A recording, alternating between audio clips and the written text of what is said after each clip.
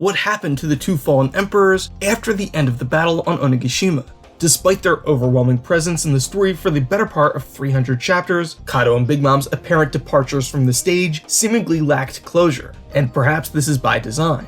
After all, it's not Oda's usual style to leave the fates of his villain characters so ambiguous. There's a certain degree of emotional catharsis in seeing the antagonist defeated in the aftermath of the battle, which is simply missing on Wano. In fact, I suspect the manner in which the pivotal battles against Kaido and Big Mom concluded in part contributed to the feeling that Onigashima was rushed, or incomplete. But in retrospect, maybe that's the exact sentiment Oda wanted readers to feel. Kaido and Big Mom were overwhelmingly powerful antagonists, and toppling their empires seemed to be an insurmountable challenge for the Straw Hats and their allies. And in the end, despite the new generation achieving a narrow victory, both villains have simply vanished. In this case, the deliberate lack of a conclusion imparts the sense that these titanic forces of nature could re-emerge at some point down the line. So in today's video, let's examine what may have happened to the two fallen emperors, and perhaps even more importantly, explore when and where they might resurface. But before getting started, let me quickly say welcome to anyone new to the channel. I post weekly One Piece chapter reviews, theory videos, and discussions. So if you're interested, please consider subscribing. It really helps this channel grow, and I really appreciate your support. Big Mom and Kaido's fates were purposely left ambiguous. Both were dropped deep into the earth, never to be seen again.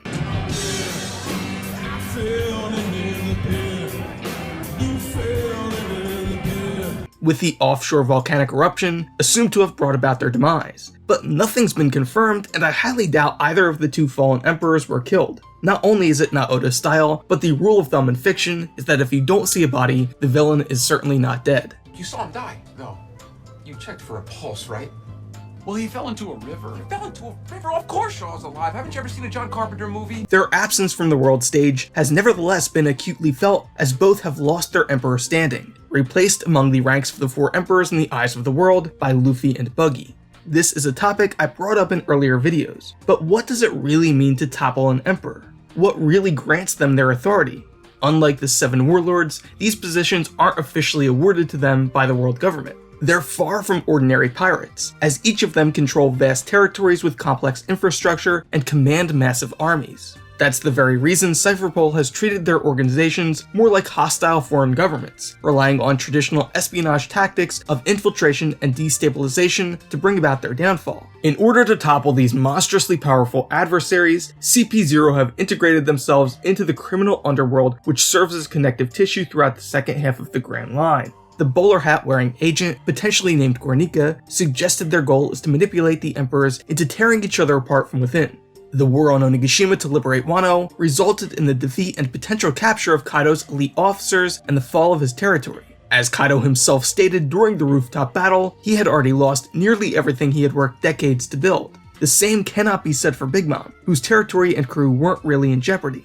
While Perospero may have been defeated and captured, the majority of her crew weren't present for the battle. Yet Big Mom, just like Kaido, had her emperor standing diminished in the eyes of the world.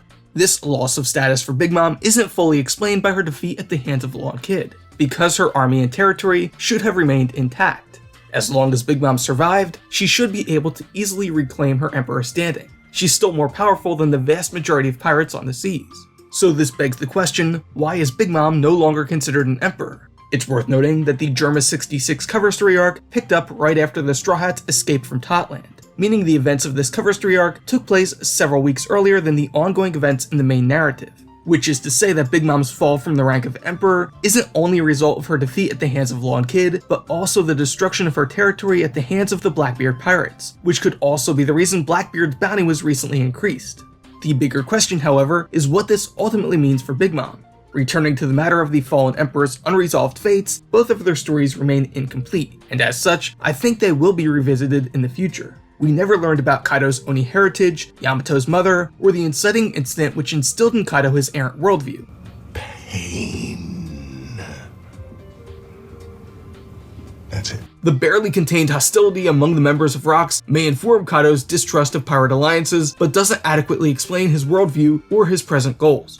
Further, given the fact that Kaido emphasized Yamato's Oni heritage while asserting the folly of friendship, the paramount importance of strength, and the necessity of rulership through fear, I think it's far more likely a more primary relationship from even earlier in his life is responsible for Kaido arriving at his presently held beliefs. The brief glimpse of young Kaido doesn't really illuminate this motivation, but does reinforce the fact that it was instilled in him from a very young age. This flashback was not done in Oda's usual style. Typically, he depicts a full event from a character's past, which shapes their present goals and worldview. Though we saw multiple points in Kaido's life, none of these events helped shape or impact him into who he is today. By that I mean to say his character is rather static throughout this entire flashback. Kaido was already convinced that strength is the paramount virtue from the time he was 10 years old. But my point here is though we saw a series of events from Kaido's past, and we saw just how long he's advocated for this world of war, none of these events directly inspired Kaido's present goals. They only reinforced something he already believed. What remains is the question of inception. Where did the idea originate?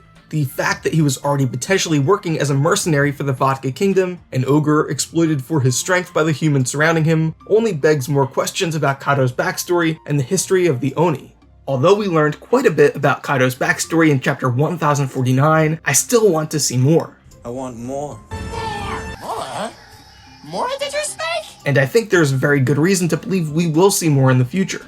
In fact, he's the only emperor whose flagship hasn't yet been revealed, as we've seen the Red Force, Moby Dick, Saber of Zebek, and Big Mama Chanter. Kaido was a lone ogre living among humans in the Vodka Kingdom, indicating he originates elsewhere. Yamato's mother remains a mystery, and the epithet Ogre Princess indicates that she and Kaido hold nobility among this mysterious race. That Yamato was simultaneously referred to as Kaido's son and Ogre Princess indicates that this nomenclature is not directly related to gender. Kaido referring to Yamato as his son rather than his daughter may be more related to a particular set of responsibilities expected of a male heir as opposed to a female heir in the culture from which Kaido originates being foisted upon Yamato. Perhaps it has more to do with the succession of power and authority than anything else. My best guess is that leadership either in Wano or in Kaido's place of origin is exclusively patriarchal. Yamato is Kaido's only child and thus is expected to play the role of Kaido's son. So the title son in this case is a representation of a set of expectations or responsibilities.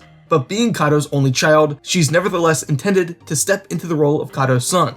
It's also interesting to note that Kaido now demands Yamato become shogun of New Onigashima based on her mythical devil fruit. Just like Luffy, Yamato accidentally ate her devil fruit because she was hungry, but Kaido says he went to great lengths to acquire it and never intended it be given to Yamato. So who was the mythical Okuchi no Mukami devil fruit intended for, if not his daughter Yamato? Kaido couldn't have desired the devil fruit for himself given he acquired the mythical fish fruit 38 years ago on God Valley, and his commanders were all given ancient model zone powers. So does this suggest the burden Kaido now places on Yamato was birthed by this blunder, and that he previously intended to assign this position to someone else? Perhaps someone to whom we have not yet been introduced. I'm discussing this topic because it demonstrates not only the volatility of Kaido and Yamato's relationship, emphasized by his harsh demand that she lay down her life for claiming the name Odin, but also the rigidity of his principles and ideology in all aspects of his life. Yamato cannot simply be a daughter with the role and responsibility of a son. She must be called son in order to fulfill the purpose Kaido intends for her, and she has absolutely no say in the matter. I suppose you could say to an extent Yamato demonstrates the same rigid or formal reasoning as does her father, though obviously she exhibits much better moral standards and more noble goals. Yamato wants to be free like Odin, so she must be Odin. Odin was a man, so she must be a man. Odin is dead, so in Kaido's eyes, if Yamato wants to be Odin, Literally? she must also be dead. Literally. If Yamato is going to take on the role and position of his son, she must be his son. The Oni are apparently a very literal people. His people are completely literal. Metaphors are gonna go over his head. Or at least they seem to heavily emphasize the importance of titles and names in defining who a person is, their intended role and purpose, and the values they stand for and support. He told Yamato that it is her fate to be hated by others because she's an ogre, which suggests his present pessimistic outlook on friendship and camaraderie has been shaped by his own experiences as an ogre. In fact, it seems Kaido has committed himself to the warrior's path, in part because he considers it futile to resist this fate. He told Yamato that no matter what she does, the samurai will never accept her as one of them. In his experiences, deep down, those who claimed to be his friends in truth feared him and perhaps exploited his strength. Importantly, he directly related this perspective to being an ogre. So what does this tell us about Kaido's past? Essentially, there is a societal perception of ogres, which Kaido has committed to upholding because he believes people will inevitably view him through that lens. In a sense, Kaido believes society will consider him a monster no matter what he does, so why pretend otherwise? This characterization fits well with the kabuki theater motif consistently used throughout the Wano story arc. Yamato has cast herself in the role of Kozuki Oden and is attempting to play the part of her hero in real life. I wouldn't have cast it any other way.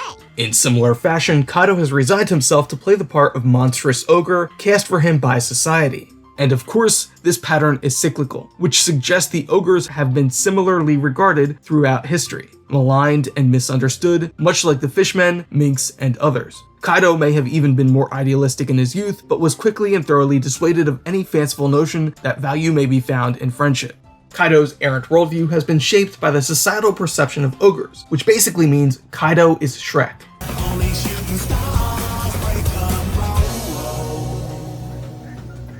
It would seem Oda's not yet ready to tell us about the history of the ogres or the Oni, and so for now, Kaido remains a bit of a mystery. Perhaps most significantly, it's important to remember that despite Kaido telling King that JoyBoy will be the one who defeats him, on a personal level, Kaido isn't looking to be defeated. He's looking for a place to die, because death completes a warrior, and that point hasn't yet been addressed one way or the other. Big Mom's story also seems to remain unfinished, as she seems to have remaining ties to Elbaf. While this particular point was made more clear in Big Mom's battle against Long Kid than Luffy's battle against Kaido, I don't think the worst generation captains have surpassed Big Mom and Kaido yet in terms of strength. Meaning, for a number of reasons, Luffy is not yet the world's strongest. This would be all the more evident if Kaido and Big Mom somehow survived a swim in subterranean magma.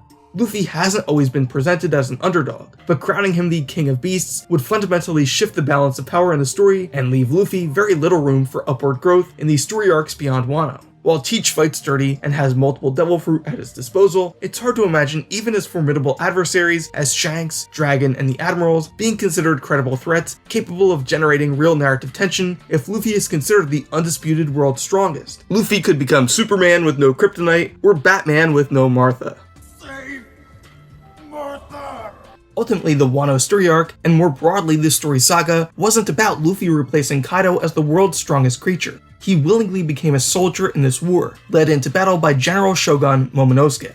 This was about Momo, ironically named Invincible, perceived to be a helpless 8-year-old child, toppling the world's strongest. Kaido's overwhelming strength was meant to more directly juxtapose Momo's apparent weakness. Lin was outmaneuvered, but not overpowered, which means despite her loss of standing, she remains an incredibly powerful adversary should she resurface at some point down the line, and the use of the term resurface is rather intentional. We learned from Oden's father that Pluton is buried deep beneath Wano, which just so happens to be where Big Mom and Kaido were last seen. When Kaido initiated the new Onigashima project, he said their first goal would be to collect the ancient weapons, including Pluton. So it would be a pretty ironic twist if Kaido somehow found himself immobilized in a secret chamber deep beneath Wano, staring directly at Pluton.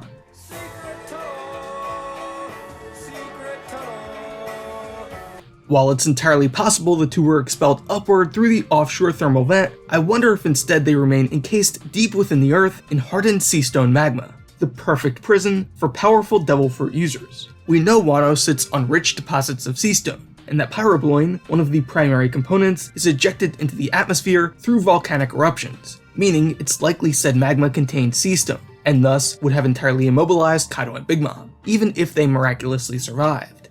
As I brought up in the discussion for chapter 1051, I think there could be another major battle on Wano in the future, given that its borders are going to remain closed for the foreseeable future. We know Wano's borders need to open someday, and when that happens, there are sure to be many parties interested in claiming dominion over the land of samurai. Further, the arrival of the Marines importantly serves as an analog to the arrival of Admiral Matthew Perry accompanying the real-world opening of Japan's borders at the start of the Meiji era. But someday, when Wano's reservoir is drained and Pluton is unleashed upon the world, I think this could also lead to Kaido's re-emergence. Perhaps Kaido's distinctive laugh will echo ominously through the abyss below the Flower Capital as they descend into the shadows to liberate the ship named after the god of the underworld from its subterranean resting place. While I highly doubt Luffy is going to fight Kaido again, I do wonder if perhaps the task of confronting Kaido and driving him away permanently could ultimately fall to Momo. Or, who knows, maybe Zoro Kills Kaido fans will finally get the last laugh.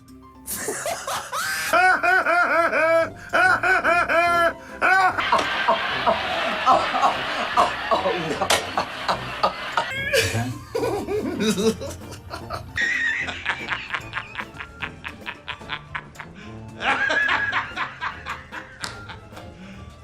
You serious? That's crazy. Never mind.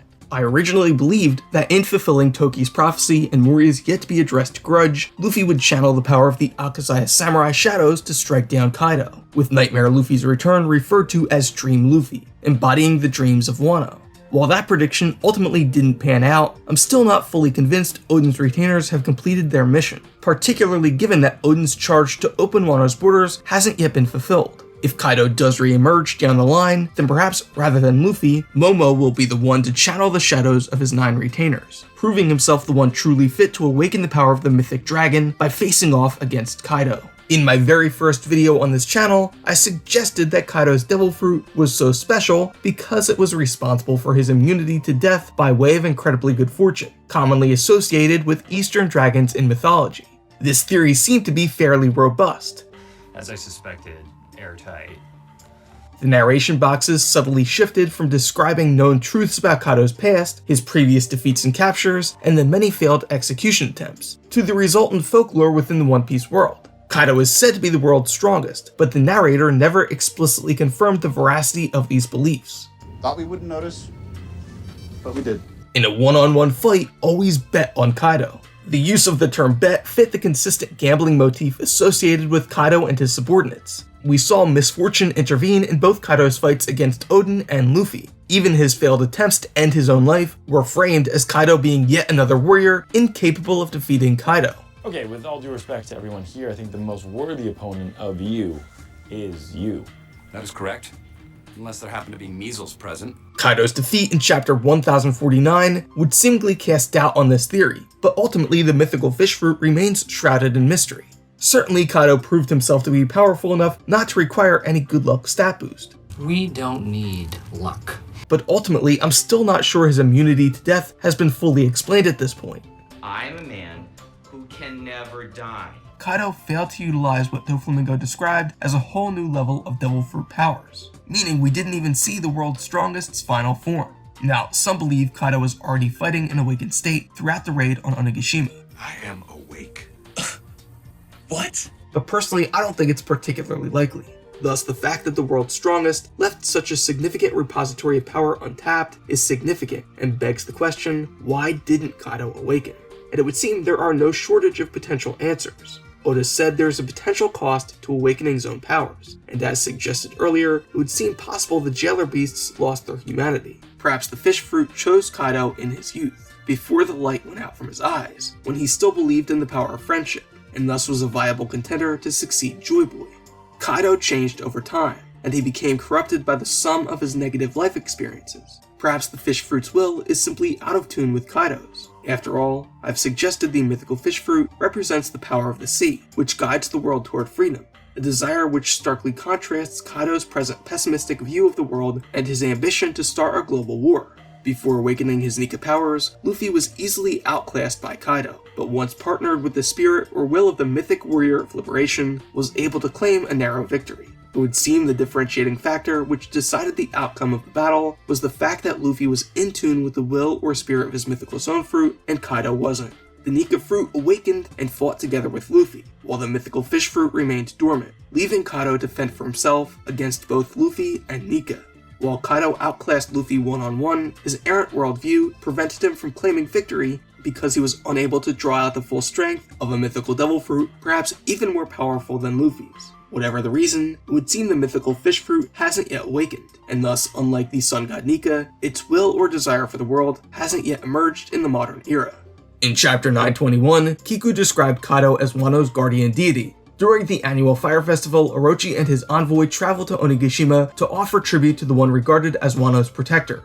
It's important to note that within the land of Wano, Kaido's presence doesn't undermine Orochi's authority. While it's clear to readers and outsiders in the world of One Piece that Orochi is nothing but a figurehead shogun, in the minds of Wano's citizens, Kaido occupies a position of divine protector, separate from Orochi's position of political authority. But why is this the case, and when did the practice of Wano's political leader paying tribute to a divine protector begin? Has this always been a facet of the Fire Festival, and if so, to which guardian deity was the tribute offered prior to Kaido's incursion, and why is Kaido now regarded as possessing such divinity? We know certain creatures are revered on Wano, such as the Okuchi no Makami. Does this then mean Kaido possesses some intrinsic quality, aside from his overwhelming strength, which causes the citizens of Wano to regard him as guardian deity? Perhaps either his mythic dragon fruit or his Oni heritage could supply the explanation for the deference shown to Kaido if the people of Wano have any particularly special regard for either of those two aspects of his being. The skull dome and name of Onigashima may indicate a connection between Kaido's race and the land of samurai. Additionally, in chapter 998, Yamato told Momo that the dragon statue kept in the storage room once adorned the entrance to Onigashima. It was damaged by Ace several years ago, but notably the dragon statue doesn't resemble Kaido. Because of Kaido's apparent Oni heritage, he has an extra set of horns. The dragon statue, which once guarded Onigashima's entrance, resembles Momonosuke's dragon form much more so than it does Kaido's, which indicates it likely was not commissioned to resemble Kaido's likeness. Thus, we have good reason to believe that reverence for Kaido as a guardian deity on Wano may be based on his resemblance of this mythic dragon. Seemingly out of the blue, Vegapunk steers the conversation to the artificial duplicate of Kaido's devil fruit. Interestingly, Luffy now refers to Momo as Wano's guardian deity, just as Kaido was once regarded. This further indicates the mythic dragon is revered as such on Wano, likely based on historical precedent. Unsurprisingly, Vegapunk affirms that in terms of ability, the fruit is fully functional, only lacking in the category of appearance, as Dragon Momo is pink rather than blue, deviating from the Azure Dragon of legend. Regardless, Vegapunk's perfectionism compels him to consider the fruit a failure. I'm such a perfectionist that I'd kind of rather not do it at all than do a crappy version. Now, some might consider the mystery of Momo's artificial fish fruit to be a closed matter, but none of this addresses the question of why the government was so intent on replicating this power that they granted Vegapunk 20 years and an unlimited budget. Nor does it explain why he left it behind on Punk Hazard, or why Granika said it was a good thing the fruit was only a failure. The very fact that Vegapunk brought up the topic indicates the fruit's true importance has yet to be fully revealed. So while this doesn't fully confirm my theory, it does suggest we could learn more about the mythic fish fruit in a not so distant future. Vegapunk further clarifies that while he's currently able to create artificial zone, he hasn't yet confirmed they can be awakened. This ties back to our earlier conversation regarding Momo's duplicate of Kaido's mythical fish fruit, as it seems Momo should ultimately be the one to awaken a power which embodies the will of the sea itself, but perhaps doing so will require facing off against Kaido again in the future. Devil fruit are regarded as unnatural forces which transform objective reality through the imaginative power of the subjective individual, abhorred by the sea or mother of nature. But what can then be said of a devil fruit which embodies or invigorates the power of the sea itself, or herself? While awakened Lucci's teeth seem to match the change in Kaido's facial structure toward the end of the rooftop battle, chapter 1069, only further reinforces my earlier assertion that Kaido's power was never awakened. For one thing, he lacks the collar of billowing flames possessed by Luffy, Lucci, and Yamato. More significantly, Devil Fruit, particularly of the Zone variety, have a powerful will of their own, and thus seem to choose their wielders. It was no small coincidence Luffy awakened Nika while fighting as a warrior of liberation. It thus would seem Kaido didn't awaken because his own will so starkly contrasts with that of the mythic fish fruit. He was either unwilling to lose his own consciousness or entirely incapable of drawing out the mythic dragon, representing the power of the sea itself, a divine protector deeply connected to the land of samurai. Kaido's own desire to achieve a warrior's death may run contrary to the fruit's will to keep him alive, if there's any validity to my good fortune theory. But on a more primary level, the sea is the power which guides the world toward freedom, and thus it may be more fitting if its power is fully awakened by Wano's new guardian deity Momo. It would seem then that the supernatural, divine hand of fate delivered the dreams of Nika and the mythic sea dragon to Luffy and Momo respectively. While Pedro told Carrot that Luffy would fulfill the world's long-held prophecies of liberation, Yamato said it would be Momo to deliver the new dawn. Perhaps then Luffy and Momo represent two sides of the same coin, the sun and the sea. These distilled or manifest dreams can be powerful forces for good when paired with the right person, and the divine powers which be have selected Momo and Luffy as the fated mortal heroes needed to resolve this millennia-old conflict and deliver the world's new dawn. As for Big Mom, I think there are a few possibilities. While it's not at all unreasonable to assume she's imprisoned alongside Kaido, I still think she could have some role on Elbaf in the future, either as an antagonist or as a supporting character who receives some form of redemption. Perhaps if Kaido's encased deep in the abyss below Wano, then Big Mom was sent blasting off like Team Rocket. We never saw what happened to the Big Mama chanter after Marco knocked it back down the waterfall, which means a significant portion of Big Mom's crew remains in play, as they avoided both the battle on Onigashima as well as the destruction of Totland.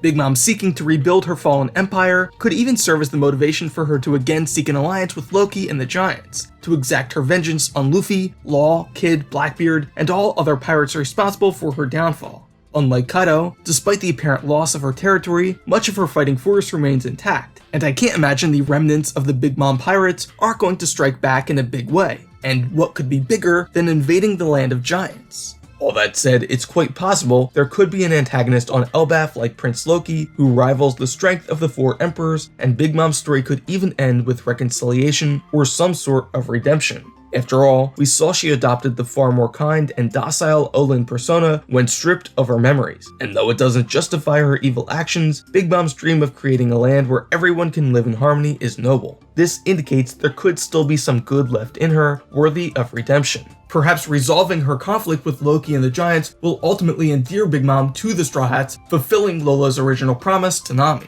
If Big Mom does re-emerge, her empire won't be easily rebuilt. Thanks to those like Morgan's, the world's papers won't help restore her tarnished reputation. I'm gonna put some dirt in your eye. She's starting from the ground up.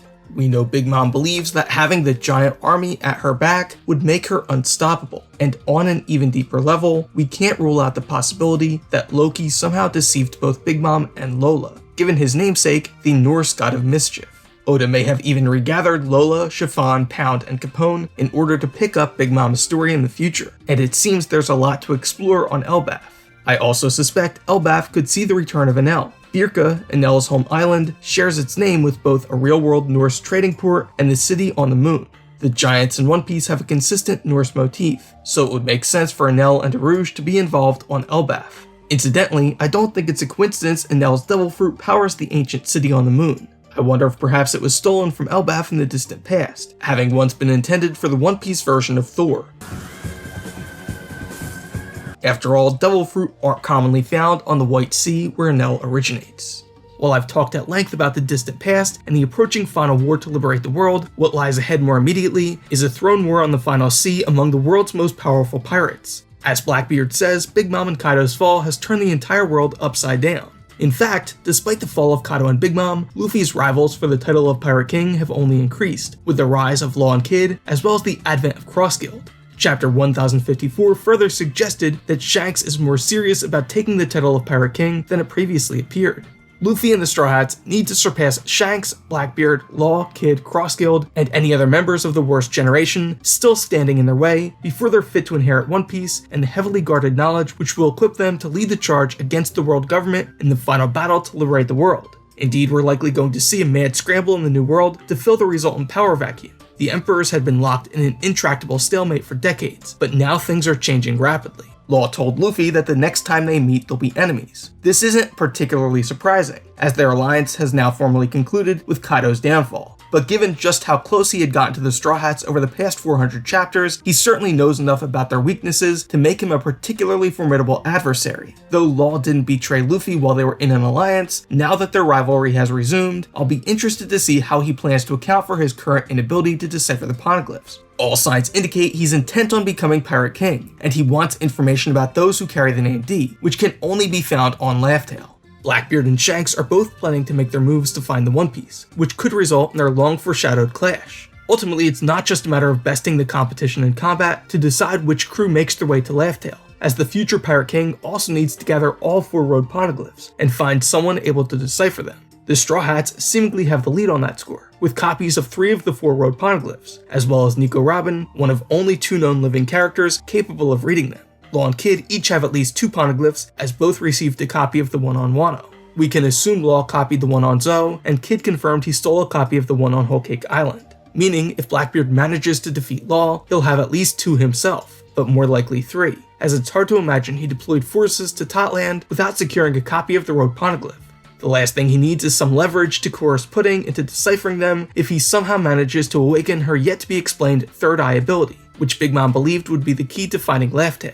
Perhaps capturing one of her siblings, like Katakuri, Lola, or Chiffon, will serve that purpose. We don't yet know how Shanks, Kid, Law, or Cross Guild plan to chart a course to Laugh-Tale, but it seems Teach has stolen Big Mom's plan.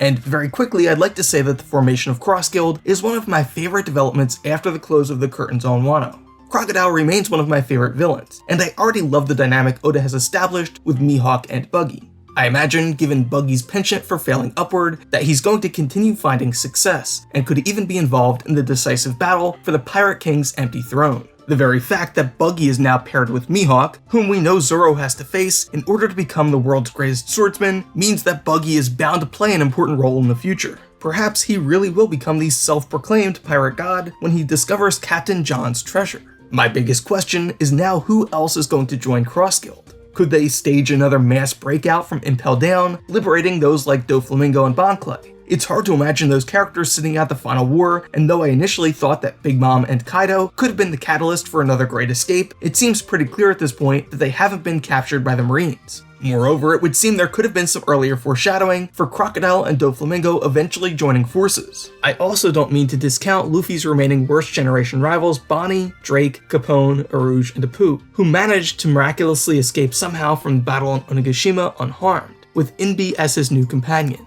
He's like the cucaracha, you know? Born survivor.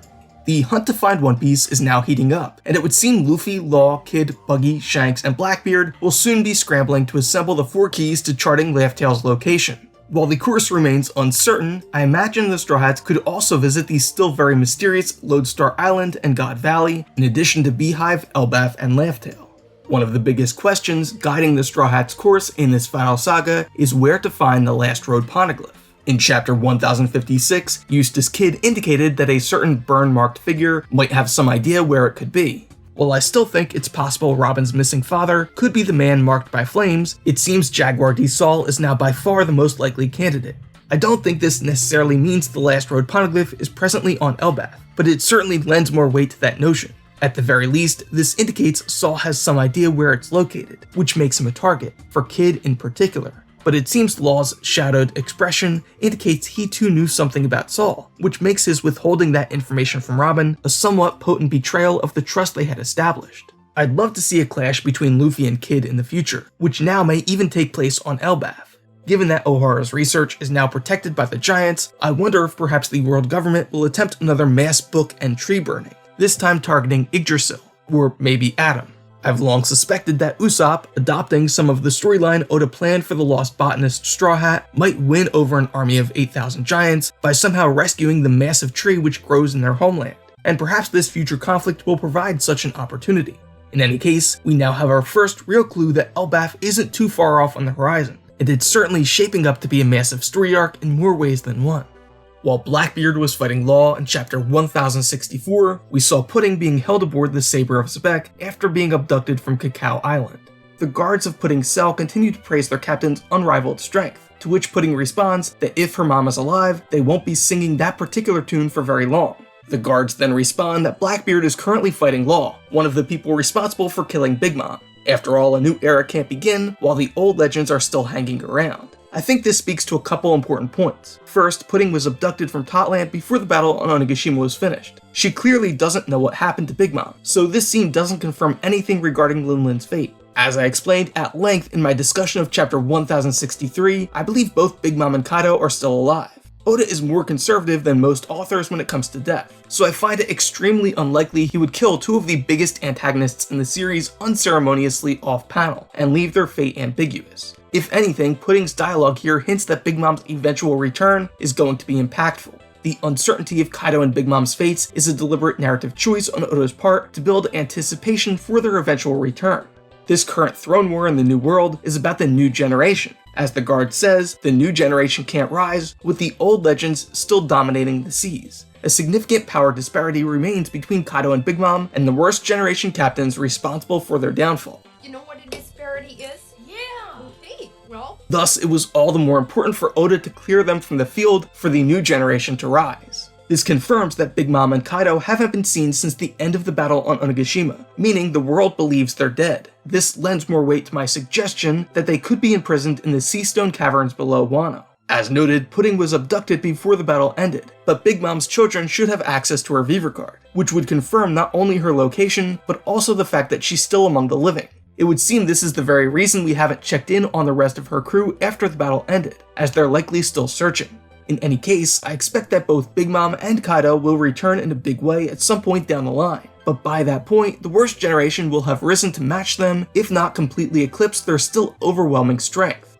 Thank you for watching this video. If you liked it, please leave a like. If you want to be notified when future videos are posted, please consider subscribing. It really helps this channel grow, and I really appreciate your support. But most important, make sure you let me know what you think down in the comments.